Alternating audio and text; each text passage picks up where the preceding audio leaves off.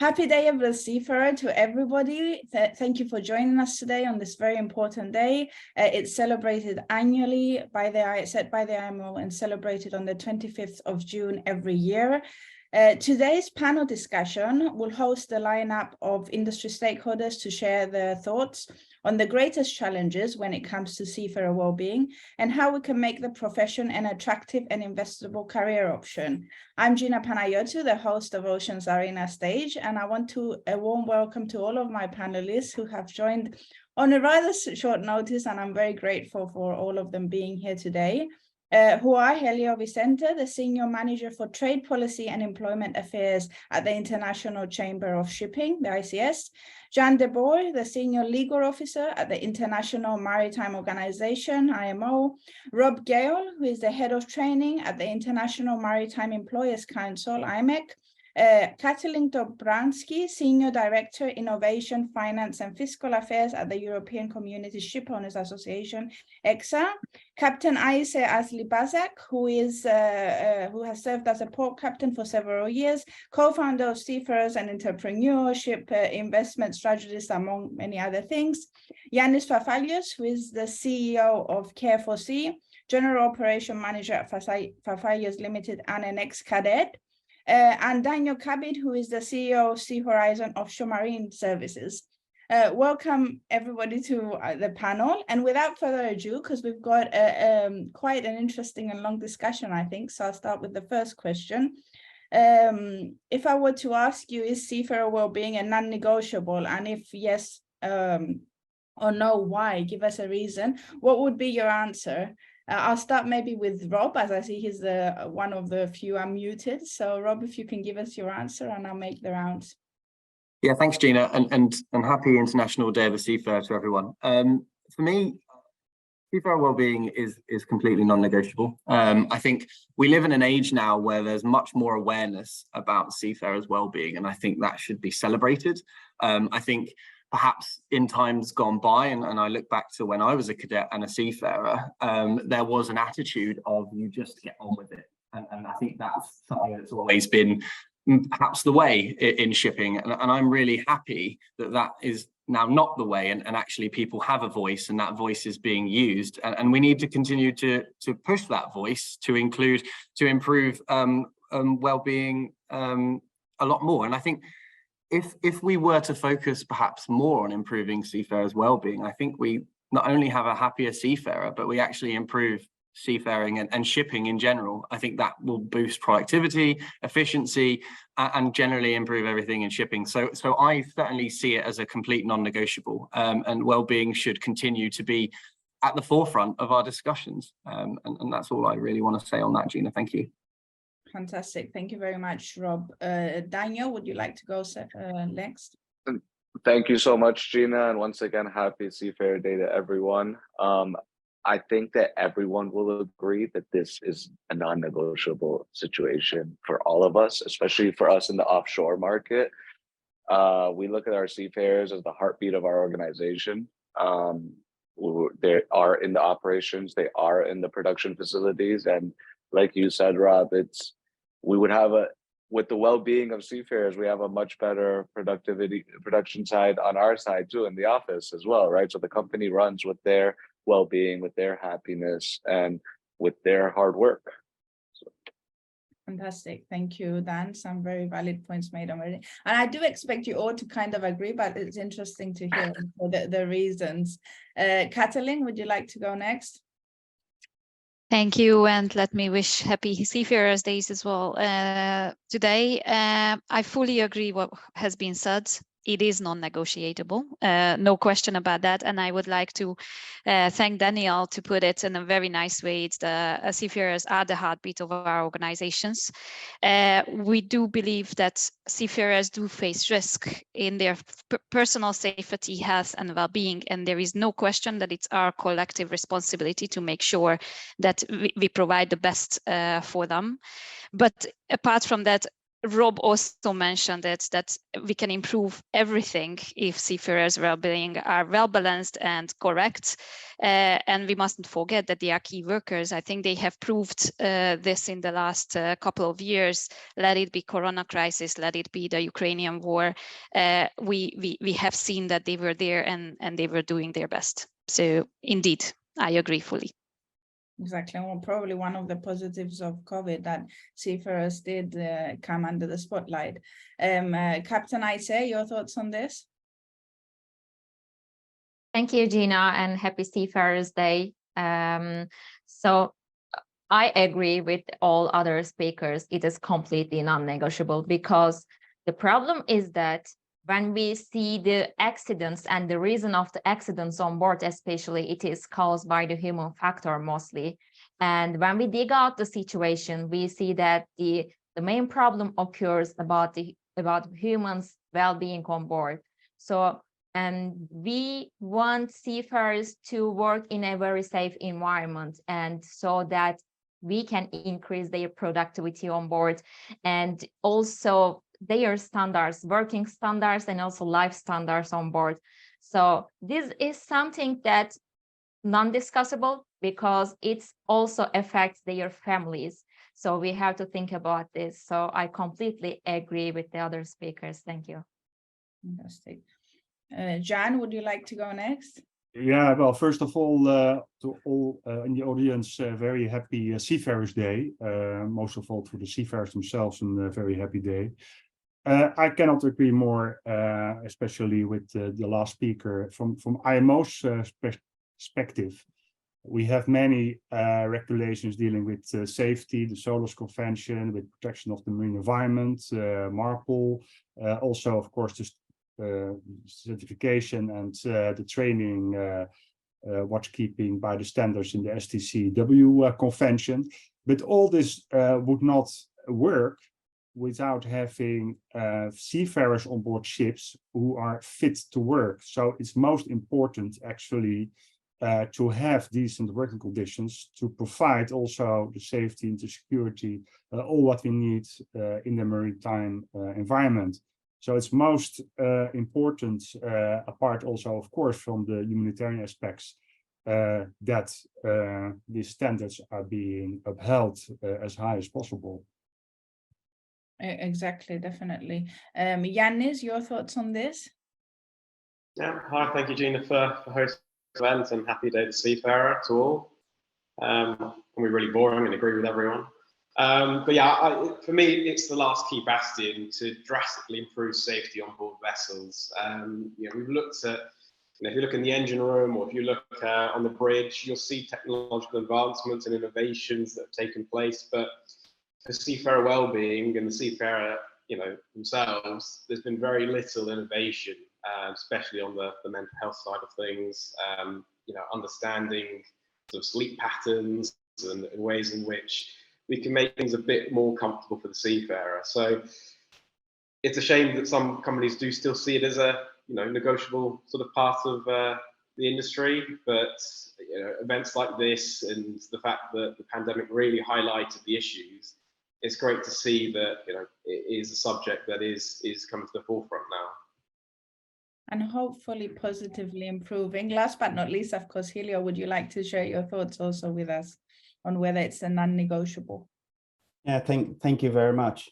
I think to put it in with a slightly different twist, we've probably negotiated enough, especially during the pandemic, with all the work that it took to get seafarers the key worker status, as Katalin mentioned.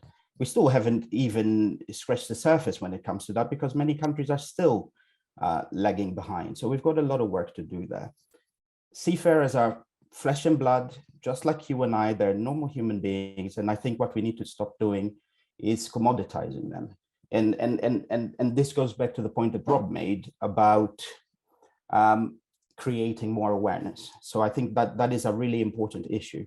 Where we need to move the conversation now is, how do we go from the creation of more awareness to actually implementation?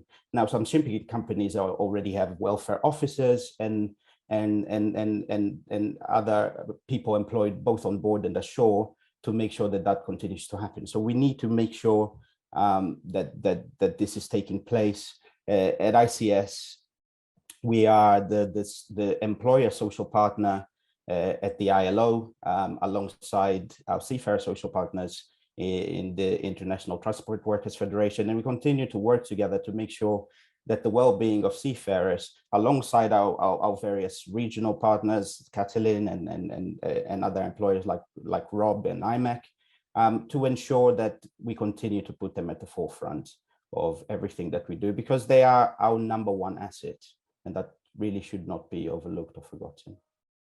Indeed, and that's something that I think the pandemic highlighted, but unfortunately, as you said, we're still in negotiations and a long way to go till we get to that ideal, if there is an ideal scenario. But that kind of leads on perfectly to my next question, because I was going to ask, we throw around this word of seafarer well-being, and it seems like a huge umbrella of things that can be done. But what is the greatest challenge when we talk about seafarer well-being, or what have you experienced from your own individual backgrounds, which is great that you come from quite diverse backgrounds here. So that one greatest challenge, if I were to ask you, what would it be? Daniel, obviously you're most exposed with the offshore sector, especially in the Middle East. So would you like to go first? What do you think that's that greatest challenge on seafarer well-being? Thank you. I mean, for me, it's the greatest challenge, what I've seen for the offshore industry, especially here in Qatar, is the mental health, right? It's something that gets talked about, and now more recently, especially in Qatar, is something that we are talking about more often. It's something that needs to be addressed, I think, to support them in the service that seafarers are providing for us as ship owners and ship operators. It's a great support. We need to appreciate them for the efforts and for what they're doing for us. You know, there's a lot of incidents that have happened recently in Qatar. During the World Cup, we had an incident on a jack-up barge operating in Qatar Energy, not us personally, but in here, and it was all due to mental health. And it's something that needs to be talked about. You know, for us as individuals, we saw the experience, that a little snapshot of it, of what seafarers go through during the COVID-19 pandemic, where they're away from their families for so long with limited conversations, and you know, there's somewhere just doing work all day and operating, and we all felt how it felt. So it made us realize, and at the same time, for shipping companies, we saw the difficulties of the seafarers were going through beyond that. So I do think that mental health should not be something that's continued to talk about. Some action should be taken by companies to support the seafarers in this matter. Yeah, and actually more practical approach. I was in a discussion yesterday, and this was what we were discussing, that there's even some small things that can be done that are not optimized at the moment. And maybe I'll come to Yanis here, because I know through Careful Sea, that's what you're trying to do, even, you know, tackling at the first stage is small things that you can be doing to immediately see results. So maybe you would like to share your thoughts on what the greatest challenge is. Yeah, no, I agree. For me, it's taking those first steps, and you know, if you're a seafarer, you know, APEM, you have to plan a passage. So companies need to do the same thing. They need to consciously start creating a plan, and when you create the plan, you'll need to start allocating meaningful resources, which means time and, yes, money as well. You know, have a budget towards crew welfare and, you know, mental health and well-being. And once you start having these conversations, you know, you'll start to, you know, have a dialogue with the crew, have dialogue with people around you, and you'll end up being exposed to the incredible innovations that are starting to grow in the industry. But without having a conversation internally and with your crew, you're never going to know what's available. And I know for a fact that some people on this call have already taken their first steps, and it's great because you meet one person and then you meet someone else, and each company will have their own path. There is no wrong answer. There are, I would say, there are good answers and not so good answers to dealing with the issue. But everything is a progressive step, and you may take a very small step initially, but anything you do will push you in that direction of a better crew well-being. So that's what we're trying to do, is to kind of help hold some companies' hands who are a bit tentative, they don't really know what to do, and sort of say, look, just start by doing some trainings here, or start by speaking to seafarers and seeing what their needs are. And from there we build. I'm not saying you need to install CCTV cameras and some crazy things that I've heard about, but let's start with the small steps, and then we take it from there. Yeah, definitely. I saw Helio nodding there, and I will come to the associations, because I think an interesting thing that is always discussed on the challenge side is maybe the stigma of discussing mental health, and that's probably what you're having to deal with so many countries and jurisdictions. You probably see that more intensely. So what would be your take, Helio, and then I'll go to Jan and Kathleen on this. Yeah, Daniel definitely stole my thunder there, but it's probably because this is really a huge issue, mental health. And I can give you a personal example of something I'm working on right now. This is a seafarer who is engaged with a company member of ICS, of an ICS National Association, I should say. And he's been on board, and his contract, the company has had to continually renew his contract. And the reason for that, for him being away from his family and so on, is because he cannot get a visa to go home. And we've had to mobilize ourselves, ICS. Jan de Boer, you'll probably get an email in the next couple of days if we don't see any progress. But they put themselves out there. They dedicate their lives to this profession that keeps the industry ticking. And they're then found in these situations where then there is then the prospect and consideration by the seafarer side to consider the seafarer as abandoned, which creates all sorts of problems for the shipping company, which, by the way, is doing absolutely everything that it can to try and get him home. So this really does raise a lot of questions in terms of how we think about mental health, and goes back to the decommoditization of the seafarer.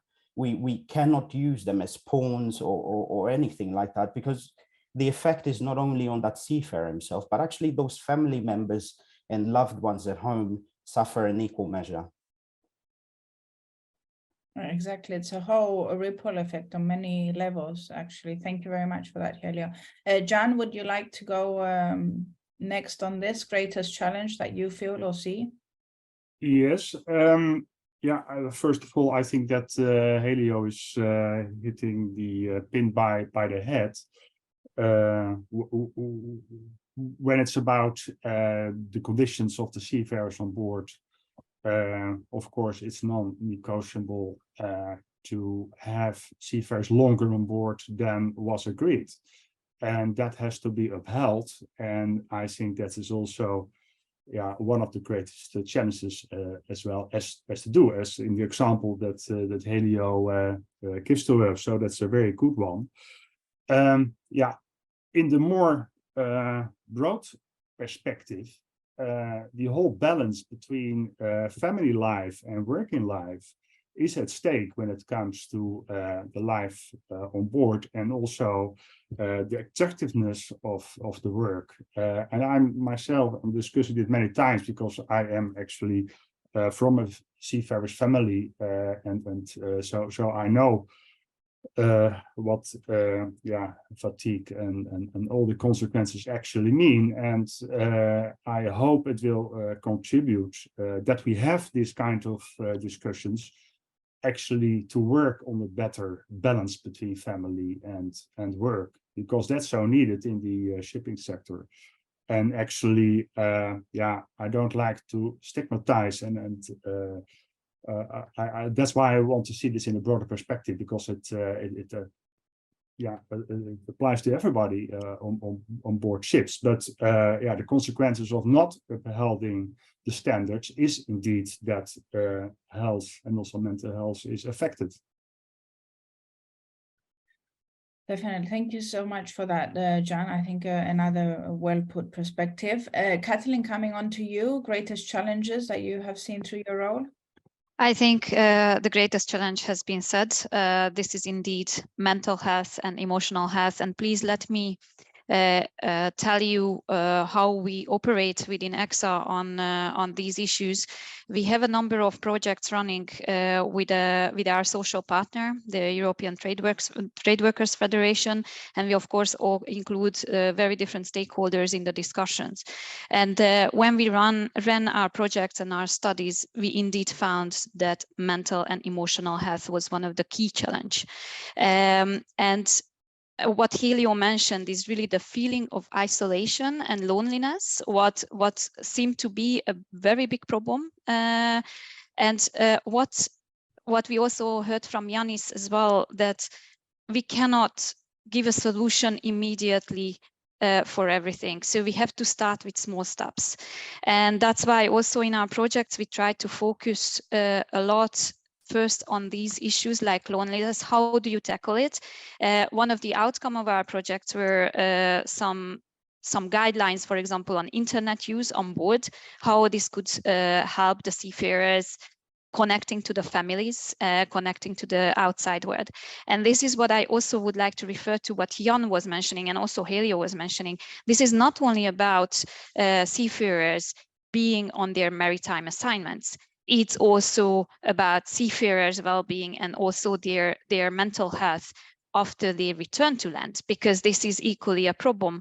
So we need to see that as a whole process instead of focusing on one tiny bit of it. We are responsible, all of us, for the mental health through the entire process on board and inland. So this is one of the key issues that we see. And I also would like to reflect and very much agree with Jan about the awareness. One of the challenges also when it comes to a driving force towards this loneliness, this mental health issue, is that still even the young generation, they just simply don't have a picture of what it means being a seafarer. We found that also throughout our projects, that there is no clear picture what the seafarer career, what the maritime career would involve. So it is key that we provide that information. It's very transparent, that people know what they can expect. And then we also have the right information to work on how can we improve it to make it more attractive or make it better. So I think this is also a big challenge to communicate and have the right information. Indeed, and I think that especially that last point resonates very well on the part of how we're going to be making this an investable career, which we'll be discussing a bit later. Captain Isa, you obviously have a first-hand experience. So what do you feel are the main challenges, or the main challenge? Sorry. Yeah, thank you, Gina. I will look at another perspective and what is going on in the field side and what is going on board. I will tell you a story about that. We are talking about the mental health and the health issues of the seafarers, but do we know the reality? So if the vessel goes to a port, arrives at the port at 3 a.m. in the morning, and it has to berth on the vessel, so everybody is getting wake up, and all the crew members are getting wake up, and then going to the field and to complete the berthing maneuvering. So what is happening then? So it is, yes, this is affecting the mental health, of course, and because it's an isolated environment. So how about the burden on the seafarers arriving at the port safe and working 24 hours basis and waking up anytime, and because of the dangers on board or port arrivals on board, because it's a non-stop industry, because we know that the charters are expecting vessels to arrive at the ports in time, and they are losing money in every minute. So we also have to consider about that and how much burden we are putting on seafarers' shoulders and in the commercial side. And we have to understand also this, because I know that I remember the times when I was working on board, sailing on bulk carrier vessels, especially in Persian Gulf. I remember that I was awake 36 hours nonstop, but in the rest hours, yes, everything was perfectly recorded. So we have to also dig out these situations on board, and we should also focus on the physical health of the seafarers as well. It's very, very nice to also see that perspective from obviously your first-hand experience in that field. And I think that is the reality, unfortunately, which makes it even more challenging. And last but not least on this aspect, Rob, what are your thoughts on the greatest challenge that you see or feel from your experience? Yeah, and I just want to touch on a comment that the captain just mentioned. From my perspective, as a seafarer, I don't think anyone should ever feel that they can't fill in an hours and rest working book correctly. If they feel that their hours are being in contravention of the regulations which are there to protect seafarers, they should feel the responsibility to say something. I think that's certainly one thing I would certainly say. But listen, I think hearing all of the amazing comments from everyone, I completely agree. I think one of the things from my side in industry that we're finding is that actually awareness that well-being is pivotal in seafarers is happening, and I think people see that. One thing I think is the greatest challenge is actually a lot of industry don't really know the best way to deal with that, and I think that goes closely with what Yanis was saying. I think taking small steps, I think, is the best start, showing that you are interested in investing in this. And I think from an IMEC perspective, there's two things that we've started to do. One thing that we've actually been doing for over a year now is an app that we're trialing in the Philippines, which is Well at Sea. Some of you may or may not have heard of it.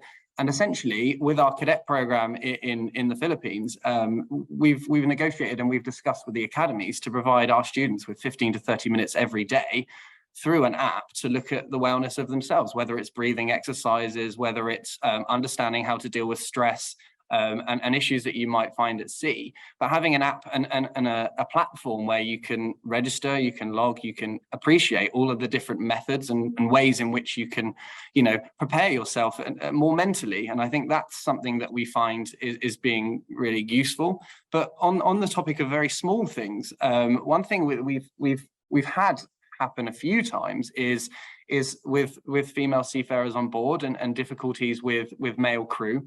And so one of the very small steps that a colleague of mine, Chloe, who is the deputy head of training here at IMEC, she introduced with a couple of mentoring colleagues in the Philippines, a small group on a messaging app to include all of the female seafarers and cadets that are part of that, to discuss how they feel and to find ways in which they can support each other. Because I think that's really important, having a support network, whether that's ashore, whether that's at sea, to make people realize that they're not alone and there are people out there that are going through similar things. And then essentially allowing us at IMEC to have an understanding of what's going on so that we can actually react. I think that's one of the most important things too. So I think things like pledges, policies, and investment is absolutely crucial, but also retention of your own seafarers within your companies allows you to invest much more in them as people. And I think that's kind of critical. What we're all talking about is the investment in people. And as Helio mentioned, not commoditizing them. I think that's absolutely number one. And as someone who went to sea before, I absolutely think that that's completely vital to improve seafarers' well-being. Thanks, Gina. And it's also very interesting to see in these discussions how we seem to separate the seafarer as a completely different kind of employee, when some things that would apply for the mental health of those ashore would apply for the mental health on those on board, and we don't actually utilize this tool. So these all sound some very fantastic initiatives also. Thank you, Rob, for that. Before I go on to what makes it an investable career, we touched upon COVID and obviously how it brought the seafarers to the spotlight. So we're seeing, I think, post-pandemic and in this new ESG era, that the topic of seafarer wellness has climbed on board agendas. A lot of companies are making commitments, but I guess the question is, and I'm very happy that I have a very diverse background of policy and private sector and people who have been on board to answer this. what do you think will drive that real change beside the commitments that are being made? Will it be regulation? Will it be the private sector driving it, investment, entrepreneurs? Or will it be, I don't know, sharing of best practices? What are your thoughts and take on this? Maybe I'll go first with the IMO, since I mentioned regulation to start off with, and see how the discussion evolves on this.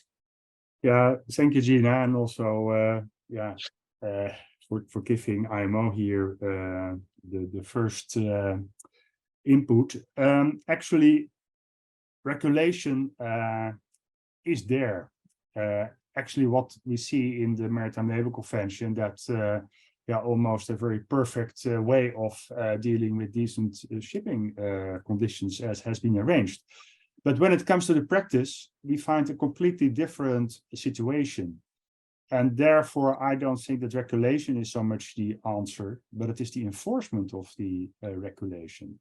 And there we see so many things not going well. We see with abandonment cases, in 50% of the cases that being reported, there is no insurance available, not on board.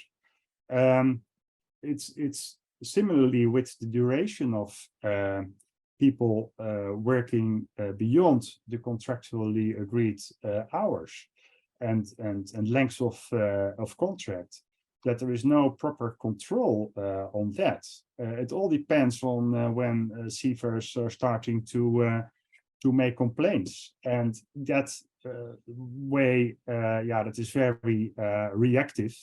And I think we should work on the proactive side, but not do away with a very good system actually of issues that have been regulated. It's really enforcement. And it's also, not only training seafarers. I hear in the field that seafarers are an easy target to address. Well, more training should provide more results, but it is also on the key with port side control that there's really need for having the right instructions how to deal with the enforcement of the regulation. But I leave it with that. Thank you. Thank you. Thank you very much for that, Jan. I saw Rob nodding on the training part there, so maybe he wants to go next on what will be the driving force for change. I'm more than happy to, Gina. I think it's an interesting question. I had I was thinking about which hand, whether it's a mix, whether it goes hand in hand. And I think personally for me, I think best practice lays a good foundation. I think actually, as someone who's worked at the IMO and worked in different flag states and now working within industry, I suppose I have a bit of a unique perspective on it all.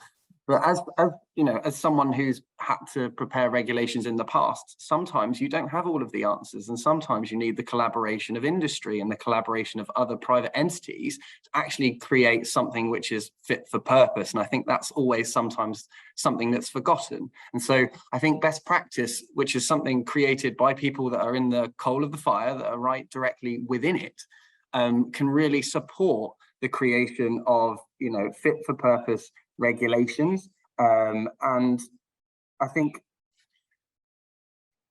from my perspective, the only way in which we can create the best environment is that ensuring that the collaboration amongst everyone is there. And I think in order to do that, there needs to be a mix of all three. I think if people get into silos, I see a lot of that in the maritime industry. People are very prepared to work solely, and I think if we can break that kind of tradition and culture within shipping, I think we'll be in a much better place. I think one really good example of a situation right now that's happening today and in the last week without regulation is perhaps what happens under the sea. I mean, we're seeing with this current situation in the Atlantic with the vessel that's near the Titanic, that there is this balance between innovation and regulation, but without that real backbone of supporting regulation, it's difficult to ensure the safety. And ultimately, as I'm sure Jan will know, safety of seafarers is the number one objective before anything else, and that should never be forgotten. Thanks, Gina.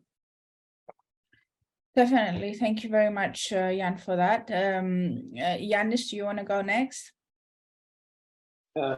Yeah, definitely. In my opinion, I think there's a bit of sort of a step-by-step process here. for me, it would start in the private sector.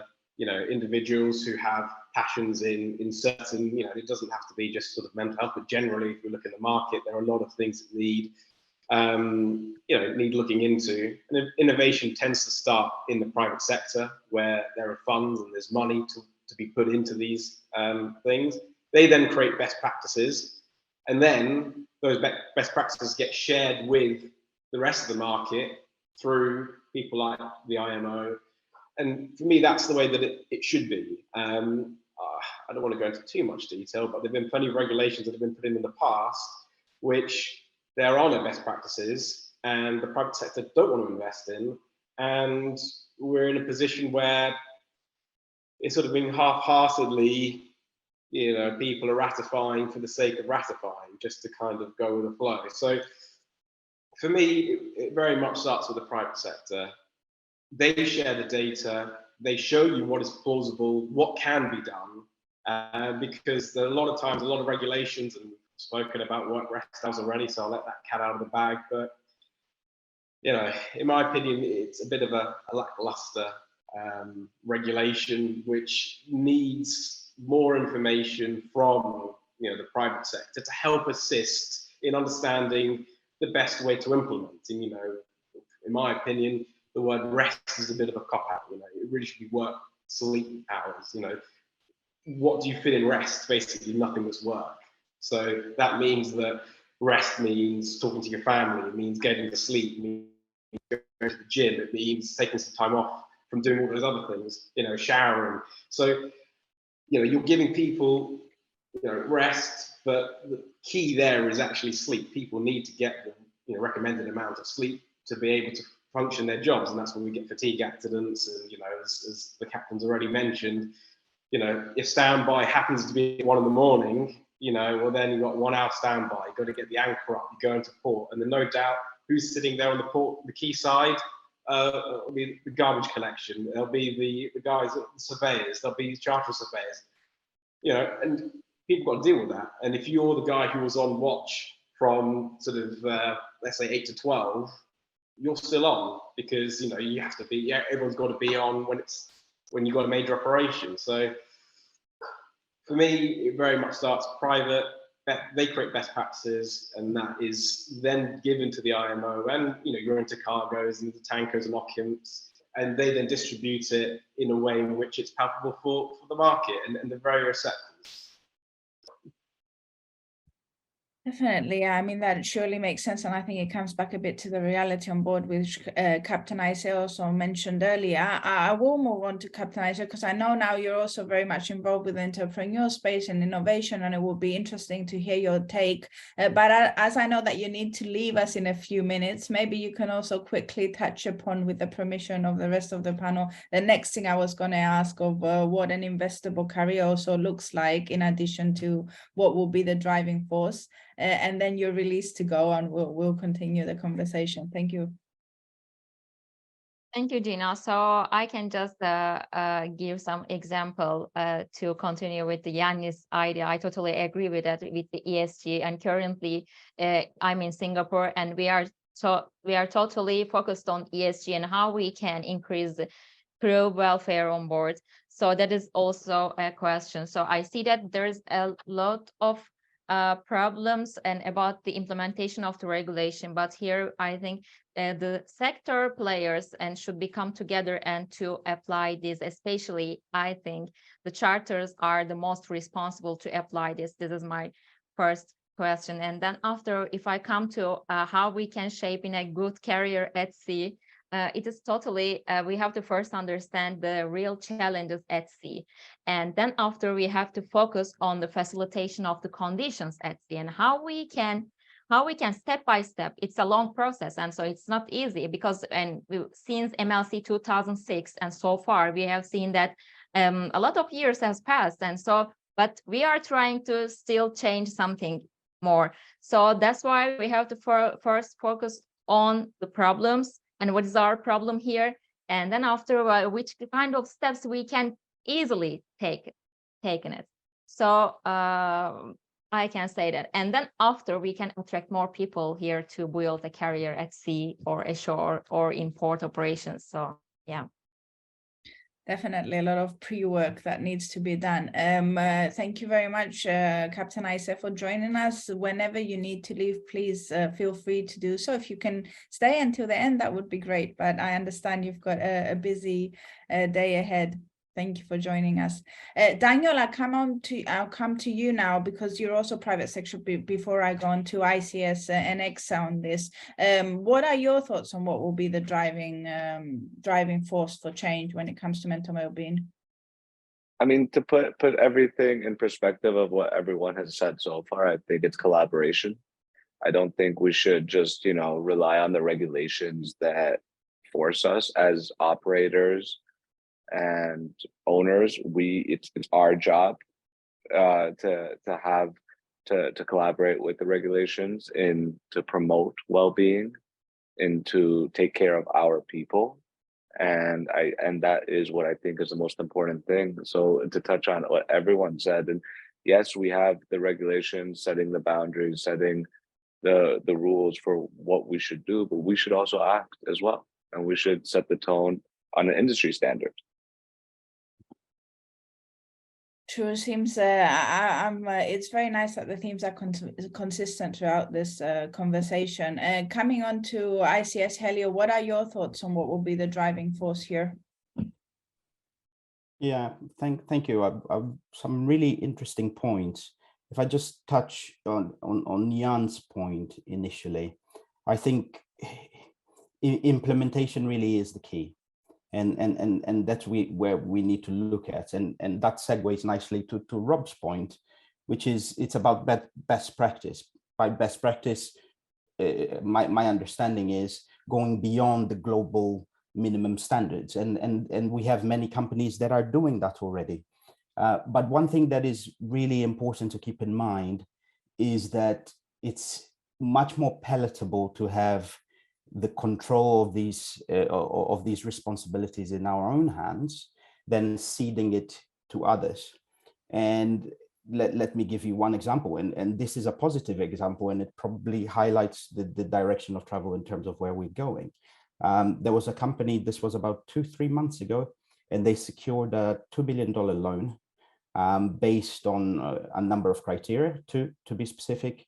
One of them was environmental criteria related to the fleet, and the other one related to women in leadership positions in the company. So this is an agreement between the company and those that hold the purse strings, if you like. And I think Isa mentioned as well, charterers and things like that. So we do not need regulation at this stage. I think it should be about implementing what is already there, and ensuring that we're working with our partners, whether it's those who finance the ability to borrow money to buy new ships, and those who ship the cargoes on board those ships, to really make this happen. And just to Jan's point about abandonment, I think, and I say this and I will repeat this time and again wherever I can, abandonment really is the actions of a small number of actors that unfortunately taints the entire industry. We need to give it the red card. And when it comes to ESG, that is one thing that we are 100% within the ICS network of ship owners and operators, and I'm sure I can speak for our partners in this panel as well, is to address this in whatever way, in however best we can. And just to give you one example, we had a meeting on abandonment in December, where a lot of things were agreed, and among those, both ICS and ITF together agreed to put funds towards producing better data. So investing in the IMO/ILO database to make sure that the information that we're receiving is accurate, is easier to digest, so that we can really start to address that. But ESG is such a broad area and such a broad topic. So we've got to take bite-sized chunks and attack these from lots of different angles to make sure that we're really making meaningful impact. So that goes to conclude to Daniel's point, collaboration. And collaboration is a buzzword, and it's an important one because we need it, but only when it's meaningful. We've got to really say, okay, what do we get out of this at the end of the day, and how positive is that for the seafarer, for those family members and loved ones at home? Which again, I trust was quite well illustrated through the crew change crisis and the pandemic, the collaboration and how successful that was in actually getting things done. But I'm also very happy that you mentioned the loan that was related to gender diversity targets, because that was quite a groundbreaking moment, I think, for maritime. Hopefully it might indicate some positive change. Last but not least, Katalin, what do you think will be the main driver in this journey to seafarer well-being? Yeah, well, we have heard already a number of drivers. I tend to agree that we need to have all of them together in the combination. As I fully agree also that regulation is already there and implementation needs to be enhanced, certainly. The private sector driver is already there. Of course, it's never going to be good enough. There is always place for improvement, and the best practices are also here and there, but it's not like globally available yet.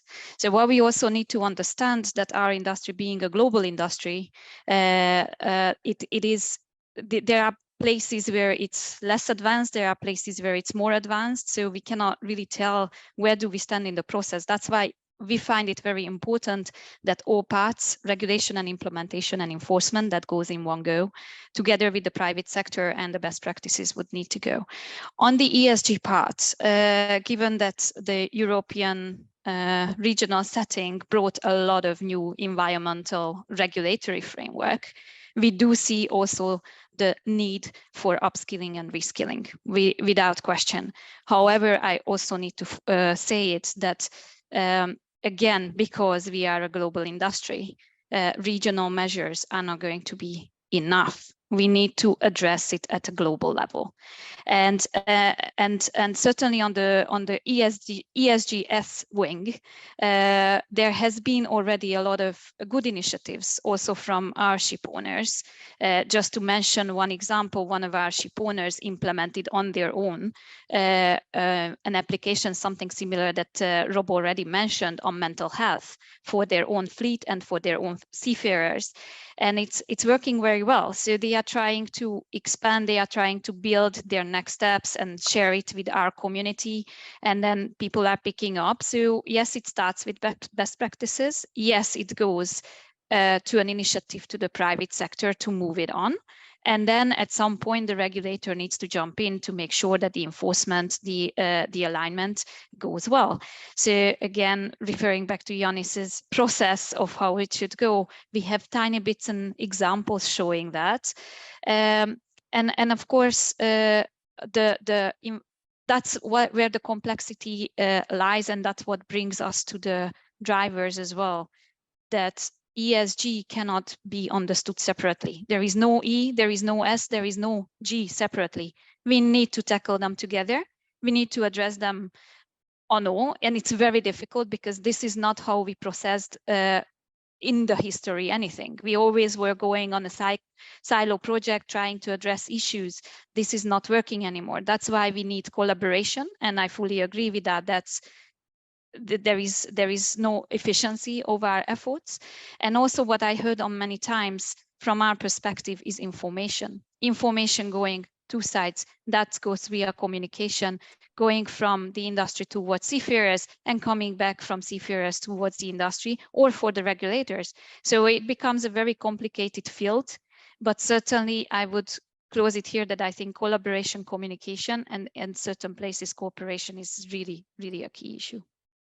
Indeed, and communication and transparency is so crucial, because I think one of the things that, coming back to also what Captain I said, understanding the problem, and a lot of the numbers are not even accurate now on what is really going on board, for one.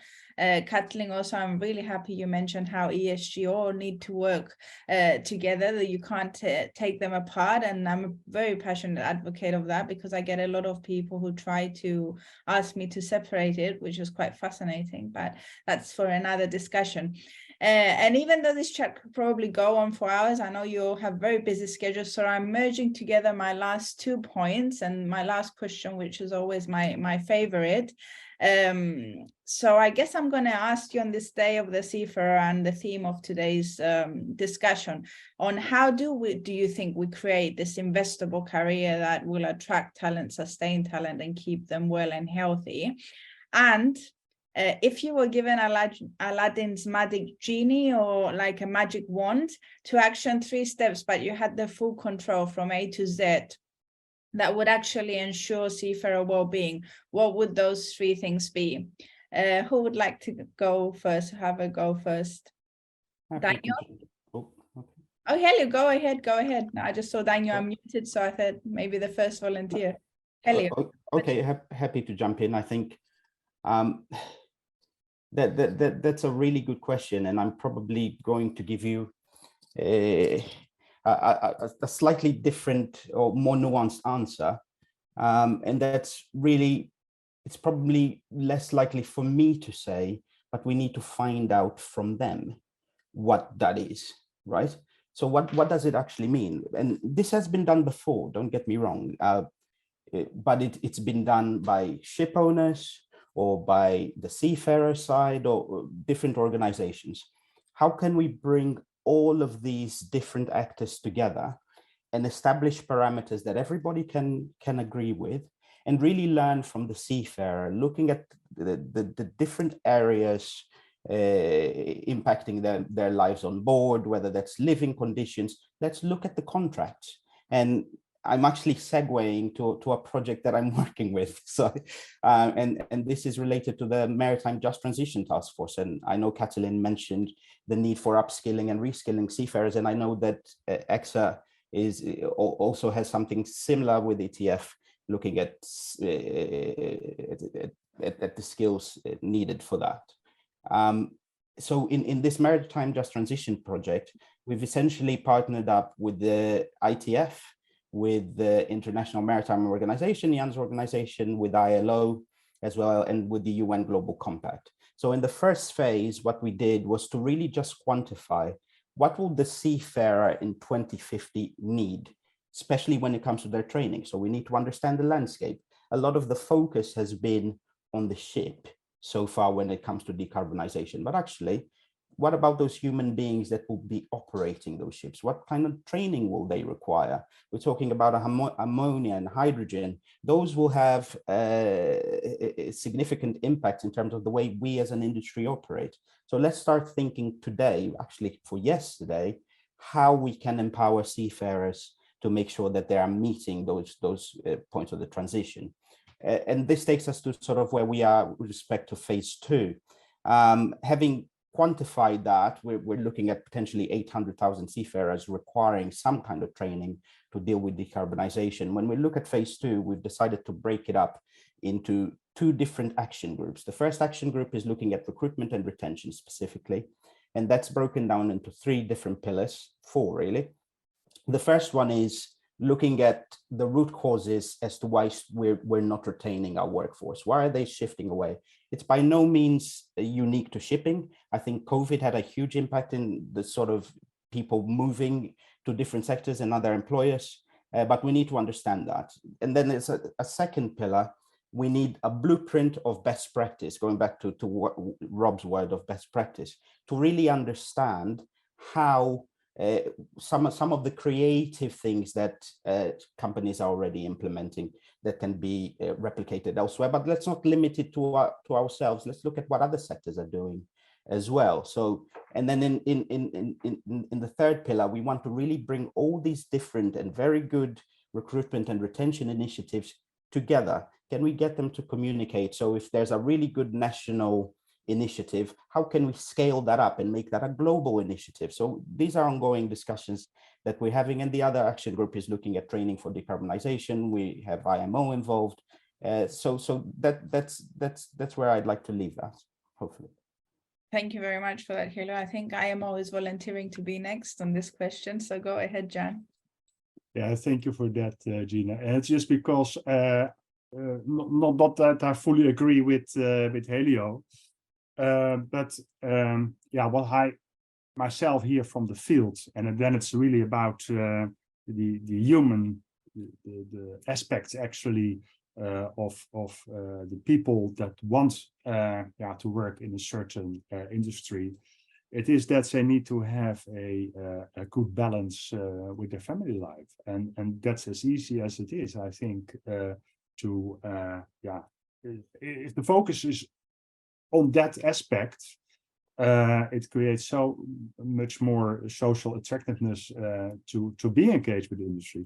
And I raised my hand because Helio was actually making the point that of course there needs to be good training for the seafarers up to the standards actually to have an attractive job perspective. I fully agree with that, and IMO is on that side. But I was tempted actually to make the point that the balance between family and work is so crucial in all aspects in which we as human are involved. And if I may, what will be my other magic points here, that will be, and it will not come as a surprise, actually, to have absolute adherence to what we have agreed. I'm a lawyer. I like actually that we keep our commitments and actually implement that up to the standards that we invented for. I think that would make a much more better world, and we see, not without reason, an issue as fair treatment actually high on the agenda of the IMO Legal Committee. You see, there's really hardship ongoing, and we have to have some remedy for that. But overall, transparency and a no fear ambience for seafarers, I would wish that. Thank you. Thank you very much, Jean, for that. And as a fellow lawyer, I feel you on that, keeping to commitments. You can probably tell from some of my questions. Katalin, I saw you nodding at some point, so I'll let you go next. Thank you very much. Actually, I can't say it any better than Jan said. I think for me, the number one magic wand trick would be promoting further the adherence to international regulations, and particularly to the STCW and the ILO MLC. And I think this would be the first step. Then I tend to agree with Helio that, of course, collaboration, again, is very important, not only in skilling. And yes, Helio mentioned some of our projects where we also ran it with our European social partner and established kind of like a guidelines on green skills. But it's not only about that, it's also about collaboration when it comes to prioritizing the well-being of seafarers, exchanging best practices on that, and implementing policies, even if they are like easy steps to make and first steps, but they should be made. And then my final one would be, like as a third one, is going back to the mental health or mental and emotional health issue, is to facilitating further support for the seafarers. For example, we are accessing to different programs or counseling services or such programs. I already mentioned one from our Shipowners, that there are initiatives like that, and these should be further promoted or used as examples in the industry. Fantastic. Thank you so much for that input, Katalin. Daniel, would you like to go next on, what does an investable career look like, and the 3 wishes or you would ask for on Aladdin if you could make 3 things happen for seafarer well-being? I mean, of course, thank you for this entire panel. I think this is a very good thing for all of us. And I have learned a lot from the colleagues today as well. But I think for us, when we're talking about the magic wand, it's something I'd like to talk about is what we try to promote internally within our organization. And instead of saying 3 things, it's more of the mindset. It's one thing I'd like to preach is, how do we make the distance between the vessel and the office as short as possible? And we try to preach that within our organization because we want to make the distance, because operationally it works. And B, we know what's going on. We know how our seafarers are feeling. We know what they're going through, and at a faster time. So for them to know that we are supporting them from here, it's a better feeling of confidence, assurity, security. So that's really it. So if we're going to talk about three things, I wish that with my magic wand I could find the solution for the easiest thing to make the distance as short as possible, whether it's digitally or technologically, however we can do it. Fantastic. And that's actually, I think, one of the most important things of actually bridging that gap. It's probably going to lead to the most success that we can get. And I know Yannis is nodding because something he's a passionate advocate of. So Yannis, maybe you want to go and next on this, and I'll come to Rob as we wrap up for today.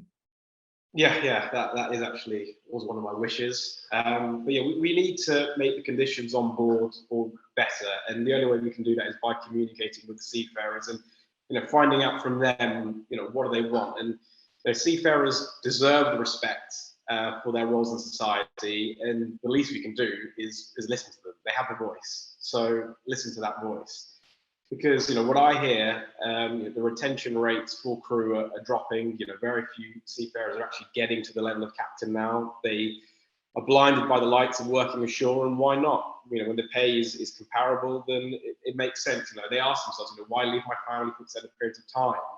Why work somewhere where my communication with my family is poor and my communication with my superiors are even worse who are ashore? Why work in an environment that's constantly changing? My work and my rest hours are all over the place when I could just work a regular job. So we need to, we use minimum standards, we need to be exceeding those by a hell of a lot. So, if we were to go to your next point, which is, what are the three wishes? Well, my three silly wishes, would be that every company stops aiming for the minimum standards and starts exceeding those by quite a bit. And, that goes with manning. Vessels are on demand. We're looking at, we have objective data on the way that the crew operate, and I'm sorry to say, but I'm going to be lambasted by the industry, but we're working towards autonomous vessels. Well, actually, we need to go the other way. We actually need more people on our ships. And if you want to have another silly wish, you'd have their families there with them, so at least they've got then all bulk carriers and tankers would look like cruise ships. So house all these families and all that. But my three serious wishes would be, as Daniel mentioned, communication with your crew, because they deserve their voice to be heard. For all companies to allocate genuine time and resources towards seafarer well-being and welfare, and to really follow up on it. And then lastly, a really basic one, which is, let's start with that small step. The small step, just do some mental health training in-house. That includes seafarers, that includes ashore. Have a dedicated mental health first aid officer, and it will help kind of remove some of those stigmas that are about at the moment. Where oh, well, is that mental health? Isn't that the whole kind of, you're a seafarer, just keep it quiet. You can get on with it. And these courses, they're not just sort of like one day kind of we sit there and we listen. Do some due diligence. Find a good quality course. These courses will take a minimum of 2 days and really understand what mental health means. So then you have that kind of an antenna where you kind of pick up on, okay, well, actually maybe something isn't going, as it should here. I know how to act. I know how to provide support, as opposed to just, oh yeah, my mate had that and he just kind of, he just forgot about it. That's not how it is. Definitely an important step, that becoming more alert and aware. And last but not least, as we wrap up today's chat, Rob, what is your take on the investable career and your three wishes? No pressure being the last person to speak. Thanks, Gina. I think I'd like to tackle this the other way around if possible and start with the three wishes. I think Kathleen touched on it before, and so did Jan. I think this industry is a wonderful industry. I think more awareness on what we actually do, I think, around the world would be really useful. I think we're really good at being quite insular in the maritime industry. We know what we're good at, we know what's bad, but actually we need to be telling the rest of the world how wonderful maritime actually is. I think we saw during COVID, and we saw during separate incidents, let's take the Ever Given as one of those, where there was a huge effect on logistics, and actually it was shipping that kind of, you know, pulled through. And I think we could do a much better job of advertising that to the rest of the world. And I think that would help the labor shortage of giving the career a more awareness. And I think that's probably my first wish. The second one for me is a personal one. And I think what we have ashore right now is a really good conditional professional development. And I think something that would really, I think, be a huge help to seafarers, not just part of their cadetship or looking for promotion, is a really valuable and a really strong mentoring scheme that would go across the entire industry. It's something that IMEC are looking at very closely, and it's an initiative that we're going to look to push forward in the coming years. I think that would really make a big difference compared to how well-rounded that happens ashore at the moment. And the last one for me is as head of training is training, and Helio mentioned it through different agreements that we have and initiatives, the just transition and preparing our seafarers for the future. I think if we can crack that, I think we're going to see a really, really bright future.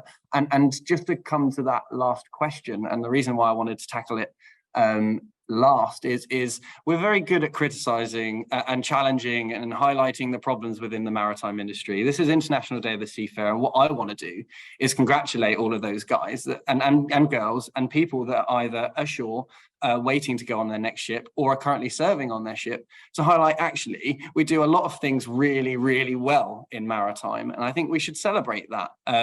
We are moving into an incredibly exciting time in shipping now, with many different future fuels, trying to tackle the decarbonisation issue. And the seafarers and industry are right at the forefront of that, trying to develop these technologies, which essentially will help much greener fuels and ships sail on much better technologies. Now, the last one from my side that I'd like to mention is I believe digitization is actually going to really improve seafarers' careers at sea.